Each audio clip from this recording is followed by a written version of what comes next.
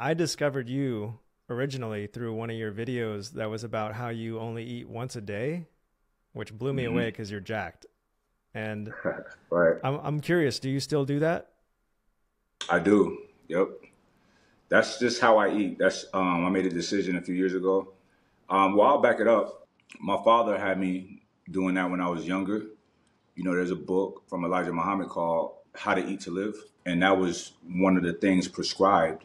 And, you know, I did it back then and then I stopped, was eating normal. And then I had a period when I was eating a lot. That's when I was really trying to grow. But then I got to a point to where I think in 2015, I got my blood work checked and it didn't look too good, you know, despite me not being overweight or fat, but I was big, right? Like 250. I was trending towards becoming pre-diabetic, right? So I did research and cause I'm like, how? But, you know, I was, you know, becoming insensitive to insulin, right? I was spiking my insulin way too much by eating all the time, food with the high glycemic index rating. And this is when I was living in Miami, so it was lots of Cuban food, you know what I'm saying? And we had there was a place called Jimmy's. Oh man, the best food, but they had like these big old cookies. Like, I was doing a lot, bro. And so I was trending towards something a place I didn't want to be. So I'm pretty extreme. So I'm like, fuck it, I'm gonna go to one meal a day, go back to that, cause I know that works. And you know, I lost a lot of weight, but it's funny because I've been 220 ever since. So I lost like 30 pounds, and my body wants to be here, right where I'm at. People think that they're like, how can you maintain your body mass like that? Here's the thing what people don't understand. So me being a person in the fitness space, I do a lot of research on certain things. I don't like to just give people information off of my anecdotal experience. I want to see if it's if there's like any scientific backing to some of these ideas and notions that I have. And listen, like most of the time is things that I'm already on or accustomed to or adopting into my life. When I go and do the research, it makes sense.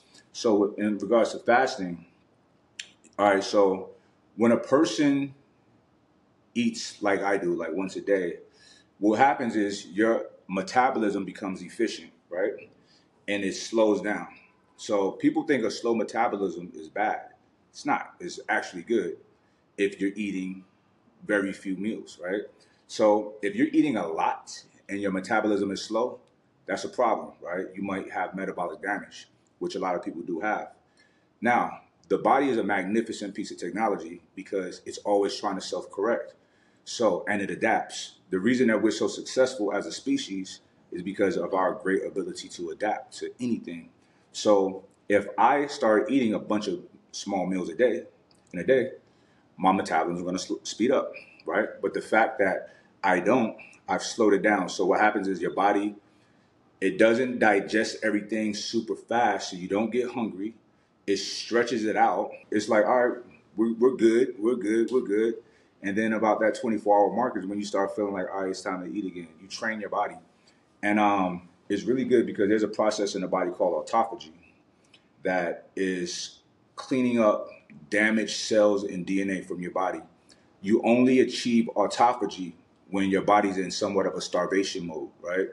So that's when the body starts cleaning everything out. It's a natural way to detoxify yourself and to cleanse yourself, right? The best way is a complete fast for a day, 2 days, 3 days, whatever you could do, right? Giving your body a break. But yeah, most people never experience that. And the way that we die, that humans die, is by cellular damage and DNA damage, right? Um, the more that happens, the more susceptible we become to diseases, cancers, and things of that nature. So it's kind of like, you know, all of the body's defenses are just broke down, so any little thing will take us out.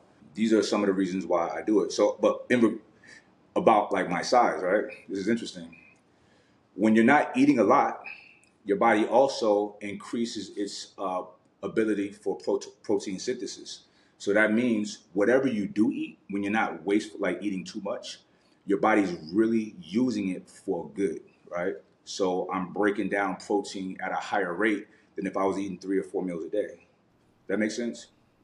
Yeah, that's a great point. Many great points right there. And I'm curious. My next question is, what time of the day do you eat, and how many calories are you ingesting? Yeah, I don't count the calories. I eat till I'm satiated. A perfect day, I've eaten around 6 o'clock.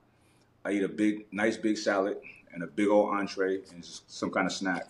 Now, I do most days out of the week, not every day, but I do have protein shakes after my workouts. Now, pretty much every day. So are you So, vegetarian?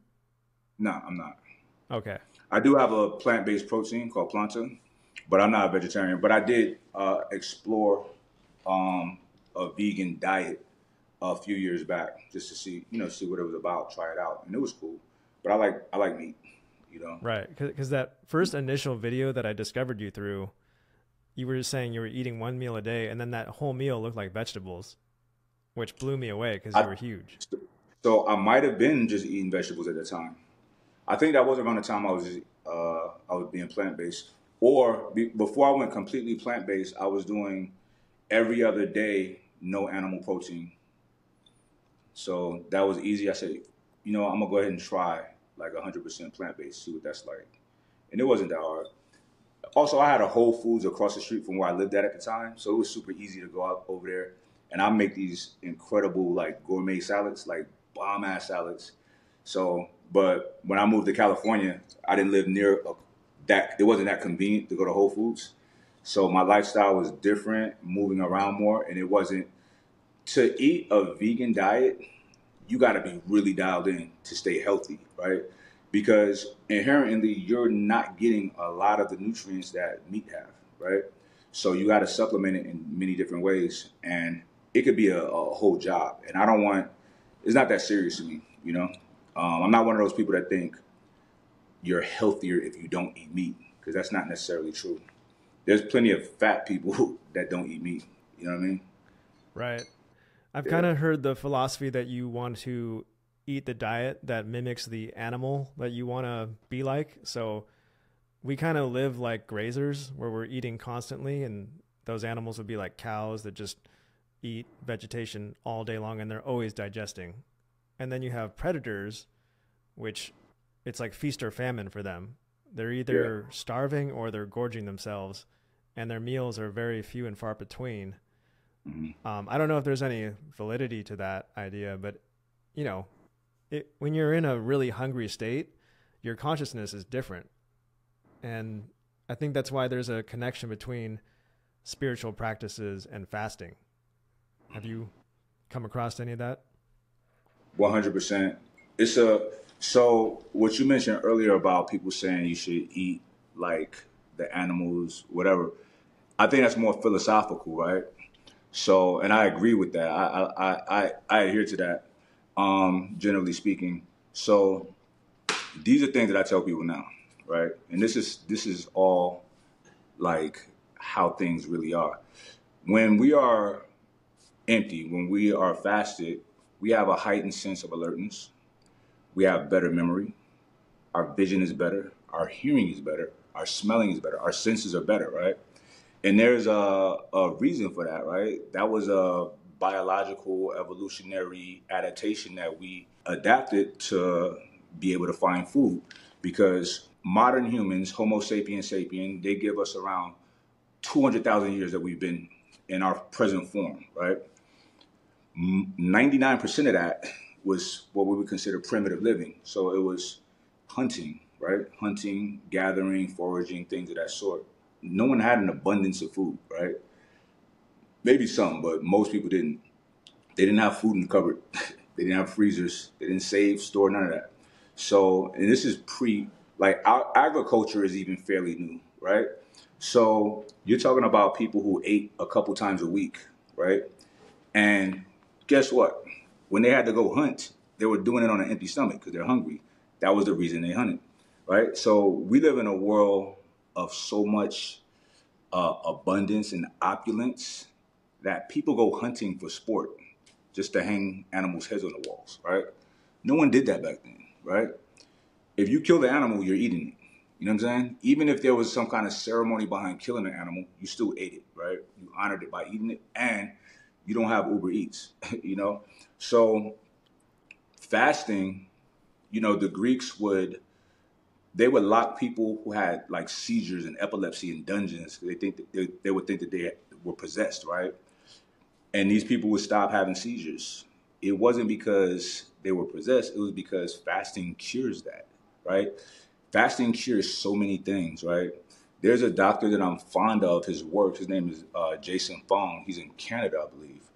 And he has a book called The Diabetes Code, which I read some years ago. And he's reversed a lot of type 2 diabetes and a lot of cancers with fasting and adjusting their nutrition, right? Somewhat plant-based, but a lot of fasting, right? So fasting is like a miracle cure for so much. And whenever people tell me about them doing a cleanse, I say, okay, what are you doing? Well, I'm going to drink this and do that and this. I'm like, no, just don't do anything. If anything, water. But that's how you really cleanse your body. Just don't put anything in it, right? And it's like one of the best things that you could do for yourself. We're not sharks or we're not crocodiles, but those animals live extremely long lives. Like a Greenland shark can live 500 years, right? And they don't eat as much as we eat. A shark can eat once every 3 months. I don't know if people know that. They have extremely slow digestion, but animals with the slower metabolism live longer.